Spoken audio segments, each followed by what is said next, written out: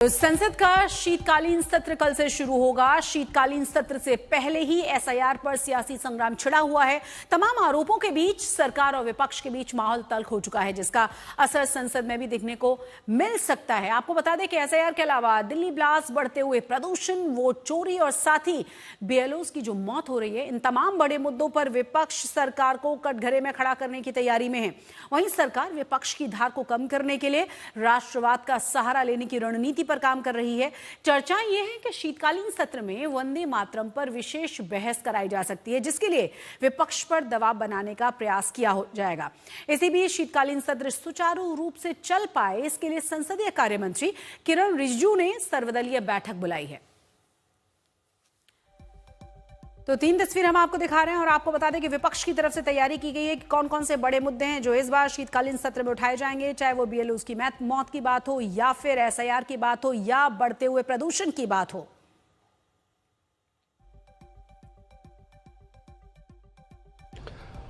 आज all party meeting है। अभी हम सारे दल के जो नेता हैं सबके साथ बैठेंगे, उनके सुनेंगे। आज तो सरकार की ओर से हम ज़्यादा कुछ कहने का नहीं है, हम सिर्फ बिजनेस और टोटल कितने दिन है और कितना सेशन चलेगा उसका हम बताएंगे। बाकी तो अपोजिशन पार्टी का हम सुनना है।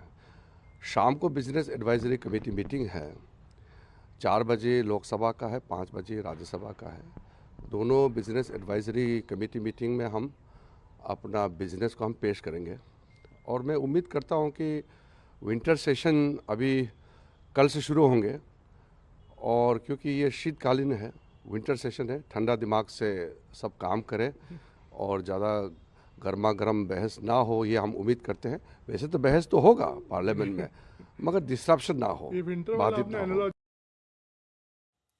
बहस हो, जबरदस्त हंगामा ना हो। संसद का शीतकालीन सत्र कल से शुरू हो रहा है और 19 दिसंबर तक चलने वाला है। सरकार इस दौरान 14 महत्वपूर्ण विधेयक हैं जिन्हें रखने की तैयारी में है, जिनमें है परमाणु ऊर्जा, कृषि क्षेत्र, उच्च शिक्षा ढांचा सुधार और कॉरपोरेट शेयर बाजार से जुड़े हुए विधेयक भी। दूसरी तरफ एसआईआर बहुत बड़ा राजनीतिक मुद्दा है। कौन कौन से ऐसे मुद्दे हैं जिस पर जबरदस्त तरीके से हंगामा होने की उम्मीद है? एसआईआर प्रक्रिया है, वोट चोरी है, बीएलओ की लगातार जो मौत की खबरें आ रही हैं वो हैं। साथ ही साथ आपको बता दें कि प्रदूषण एक बहुत बड़ा मुद्दा है।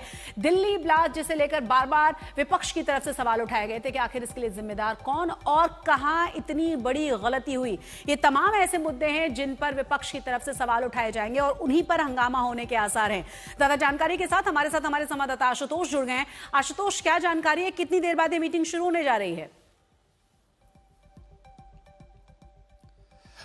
बस थोड़ी देर में बैठक शुरू हो जाएगी और दरअसल ये ऑल पार्टी मीटिंग का मकसद यही है कि सभी पार्टियों के साथ सरकार बातचीत करे और ये सुनिश्चित करे कि जो सदन की प्रक्रिया है वो शांतिपूर्ण चलेगी। हाँ, ये बात और है कि बिजनेस एडवाइजरी काउंसिल में जब मुद्दे लिस्ट हो जाएंगे तो पता चलेगा कि सरकार का एजेंडा क्या क्या है, लेकिन विरोध होगा। विरोध किस बात का? समाजवादी पार्टी और तृणमूल कांग्रेस के सूत्र बता रहे हैं कि वो एसआईआर पर जो है इसको गंभीरता से लेंगे, क्योंकि बंगाल में चुनाव है तो वहां टीएमसी जो है आक्रामक होगी, मुखर होगी। अखिलेश यादव उत्तर प्रदेश में जो कई सारे बीएलओ की जो मौतें हुई हैं, उन्होंने आत्महत्या की है, उसका मुद्दा समाजवादी पार्टी उठाएगी। इसी के साथ साथ लेफ्ट आक्रामक होगा जो लेबर कोड है। उनका कहना है कि लेबर कोड में जो इनसिक्योरिटी कर दी गई है कर्मचारियों के लिए, उसको लेकर के लेफ्ट मुद्दा उठाएगा। इसी के साथ साथ जो परमाणु विधेयक बिल है जिसमें प्राइवेट प्लेयर्स को परमाणु ऊर्जा के लिए आगे लाया जाएगा, उसको लेकर के भी लेफ्ट का एतराज है, तो वो भी उसको लेकर के मुद्दा उठाएंगे। तो अलग अलग मुद्दे पर कई सारी तैयारियां हैं। प्रदूषण का आपने जिक्र किया तो आम आदमी पार्टी समेत कांग्रेस भी इसको जो है प्रदूषण को भी मुद्दा बनाएगी। हालांकि इस बार जो शीतकालीन सत्र है, इसके दिन जो सेटिंग्स है वो काफी कम है और इसीलिए देखना होगा कि बीएससी में महत्वपूर्ण कानून या महत्वपूर्ण बिल कितने के लिए आते हैं। चर्चा का जो समय मिलेगा उसमें हंगामा होना बिल्कुल सुनिश्चित है, क्योंकि इसी सत्र के बाद तुरंत तैयारियां शुरू हो जाएंगी असम में विधानसभा चुनाव की और उसी के साथ साथ तुरंत हम देखेंगे पश्चिम बंगाल, दूसरा सबसे बड़ा राज्य जहां पर विधानसभा चुनाव भी होने हैं। बिल्कुल आशुतोष, बने रहे आप हमारे साथ। इस पर हंगामा होने के आसार हैं क्योंकि आपको ये भी बता दें कि 12 राज्यों में एसआईआर की प्रक्रिया जारी है। तमाम पार्टियां एसआईआर पर सवाल उठा रही हैं और इसी बहाने सरकार और चुनाव आयोग को घेर रही हैं। सबसे ज्यादा हंगामा और जंग जो है वो है पश्चिम बंगाल को लेकर, क्योंकि सीएम ममता बनर्जी लगातार चुनाव आयोग के खिलाफ मोर्चा खोले हुए हैं। कांग्रेस दिल्ली में बड़े प्रदर्शन की तैयारी में, यूपी में अखिलेश भी एसआईआर के बहाने वोट चोरी के आरोप लगा रहे हैं और साथ ही साथ यूपी में अब बीएलओ की मौत का मुद्दा भी गर्मा चुका है। तमिलनाडु और केरल भी प्रक्रिया के खिलाफ आवाज उठा रहे हैं। लिहाजा संसद के शीतकालीन सत्र पर एसआईआर पर तनातनी बिल्कुल तय है। तो प्रक्रिया के समय पर भी सवाल उठाए जा रहे हैं और जिस तरीके से बार बार आरोप लगाया जा रहा है विपक्ष की तरफ से, काम के दबाव में बीएलओ की मौत भी जबरदस्त हंगामा और इस पर भी जबरदस्त बहस देखने को मिल सकती है। जिस स्कूल में वो जिस जगह पढ़ा रहे थे उस संस्था पर भी, वहां पर भी दबाव बनाया जा रहा है और कहा जा रहा है कि आप कह दीजिए बीमार हैं पहले से ही। समाजवादी पार्टी की पहले दिन से ही मांग हुई है कि पहले तो इस तरह का वर्क प्रेशर न क्रिएट किया जाए उनके ऊपर, क्योंकि बहुत जिम्मेदारी का काम है। उनकी राजनीति अब नकारात्मक है। जहां जहां भी कोई भी घटना, उस पर छलांग लगाकर झूठ बोलना और भ्रमित करना उनका काम है। सच यह है कि पूरे प्रदेश में 3100 से अधिक बीएलओ 100% कार्य पूरा कर चुके हैं। सपा और अखिलेश के झूठ और साजिशों को गलत साबित करने के लिए यह पर्याप्त है।